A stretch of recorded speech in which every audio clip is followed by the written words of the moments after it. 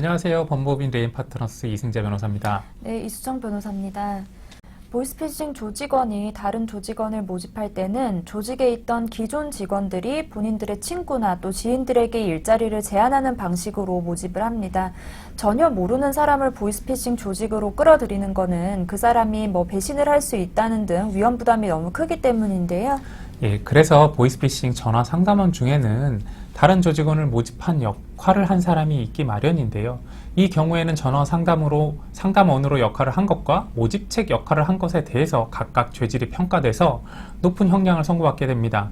이번 영상에서는 보이스피싱 전화 상담원 및 모집책의 최근 형량에 대해서 한번 자세히 알아보도록 하겠습니다. 보이스피싱 전화 상담원은 사기죄, 범죄단체 가입죄, 범죄단체 활동죄로 처벌이 됩니다. 그리고 전화 상담원을 모집한 모집책도 마찬가지인데요. 조직원 모집 역할을 하였다고 해서 추가로 다른 죄명이 별도로 성립하는 것은 아닙니다.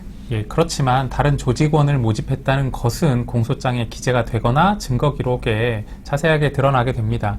공소장과 증거 기록은 재판을 한 판사가 모두 읽어보는 것이기 때문에 다른 조직원을 모집한 것을 알게 되고 그 각 형을 정할 때 이 부분을 고려해서 형량을 결정하게 됩니다. 보이스피싱 전화 상담원이 다른 조직원도 모집한 경우에 그 형량을 알아보기 위해서는 우선 전화 상담원의 형량부터 정확하게 알아보아야 할 것입니다.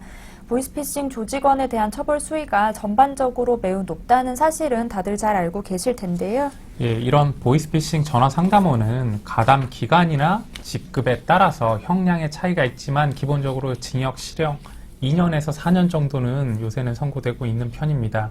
오랜 시간 가담하였다면 일반 직원이 아닌 팀장급 관리자일 것인데 이러한 경우에는 조직의 규모나 경우에 따라서 4년에서 6년 정도의 형량도 선고될 수 있으니 반드시 주의가 필요합니다.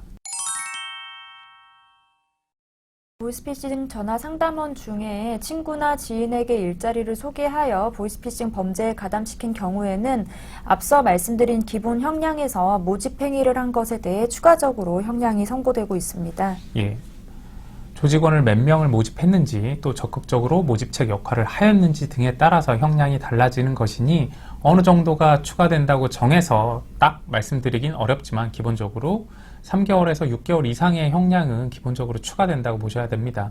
즉 본인이 받을 형량 수준이 매우 높아지는 것입니다. 네, 지금까지 보이스피싱 전화 상담원과 모집책의 형량에 대해서 알아보았습니다. 그 수사 중 다른 조직원을 모집하였던 행위까지 드러난다면 무척 불리하게 작용하는 것을 알 수 있는데요. 따라서 단순 상담원이 아닌 경우에는 더욱 신중하게 수사와 재판에 대응할 필요가 있겠습니다. 도움이 필요하시다면 언제든지 상담 문의 주시기 바라고요. 오늘 영상 도움되셨다면 구독과 좋아요도 부탁드릴게요. 감사합니다.